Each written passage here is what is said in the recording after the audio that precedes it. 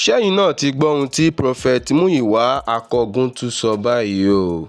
Ẹ káàárọ̀, ẹ káàsán, ẹ káalẹ́ o. Ní gbogbo ibi tẹ́ ẹ ti ń láǹfààní àti máa wo ìkànnì tá a ti ń gbé yín débẹ̀ tá a ti ń já yín tán. Ẹ ṣe wá láǹfààní, ẹ share, kẹ́ ẹ like ẹ̀, kẹ́ ẹ ṣe kíni, kẹ́ ẹ comment. Wòlíì aríran tí ó ríran sí Pasuma ní ọjọ́ kejì oṣù November ọdún 2025 máa ti jáde síta o láti dúpẹ́ lọ́wọ́ àwọn ènìyàn àti àwọn tí ó dúró ti Pasuma pẹ̀lú àwọn tí ó ń gba àdúrà fún Pasuma àti gbogbo ènìyàn pátápátá.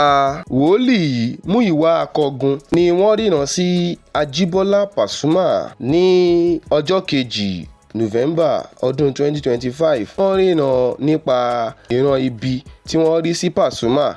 Wọ́n ti jáde síta o láti sọ̀rọ̀ wípé kí àwọn ènìyàn bá wọn dúpẹ́ lọ́wọ́ àwọn PFC Pasuma, àwọn fáǹsì Pasuma, kí wọ́n dẹ̀ tún dúpẹ́ lọ́wọ́ ọ̀rẹ́ Pasuma tímọ́tímọ́ wípé ẹni tí ó jẹ́ bí ọ̀rẹ́ sí Pasuma wípé èèyàn dáadáa ni o. Bákan náà ni wọ́n dúpẹ́ lọ́wọ́ Prophet Sam Ojo, ìyẹn authority, wípé àwọn náà pe àwọn nípa ìríran tí wọ́n rí wípé kí náwọn máa ṣe sí ìríran tí wọ́n rí yìí. Wòlíì sọ wípé níwọ̀n ìgbà tí wọ́n ti ṣe àdúrà, tí wọ́n ti gba àdúrà, wípé ó ti yẹ o, pé kò sí ohun kankan tó máa ṣẹlẹ̀ mọ́. Bákan náà ni wòlíì Muyiwa Akogun yìí sọ wípé ẹni tí ó jẹ́ bí ọ̀rẹ́ sí Pasuma, ọ̀rẹ́ tímọ́tímọ́ Pasuma, ìyẹn Ọ̀túnọlá Hafiz, wípé ènìyàn tó dára ni ọ̀gbẹ́ni náà o, wípé ó ṣe gudugudu méje yàyà mẹ́fà láti wípé gbogbo nǹkan lọ létòlétò.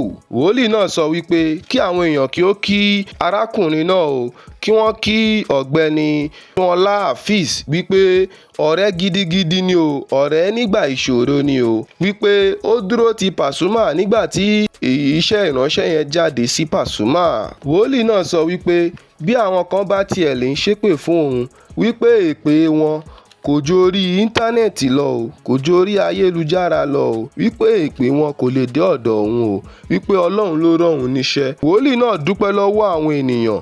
Wòlíì náà sọ wípé Pasuma ní ẹran ọ̀fẹ́ lára, wípé gbogbo ènìyàn ló jáde fún Pasuma, wípé àwọn lọ́balọ́ba, àwọn lóyè, àwọn èèyàn ńláńlá ní ìlú ni wọ́n pe òun o nígbà tí iṣẹ́ náà jáde, nígbà tí ìríran náà jáde, wípé Pasuma tí wọ́n ń rí yẹn, pé Pasuma èèyàn tó dáa, tó níwà rẹ̀lẹ̀ ni o, wípé èèyàn tí ó farabalẹ̀, tí ó sì ní ẹ̀mí àánú, tí ó sì ní ẹ̀mí ìránniṣẹ́ni.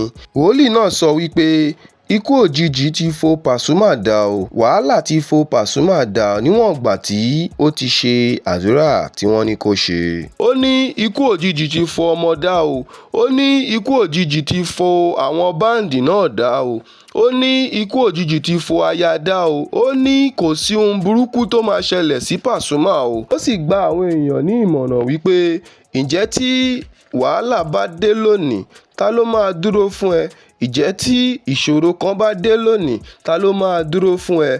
Ó ní kí àwọn ènìyàn kí wọ́n rẹra wọn sílẹ̀ o. Ó ní kí àwọn ènìyàn kí wọ́n fi ara wọn jìn fún Ọlọ́run o. Báyìí ni Prophet Muyiwa Akogun sọ o. Ẹ má gbàgbé láti follow tàbí subscribe. Ire o.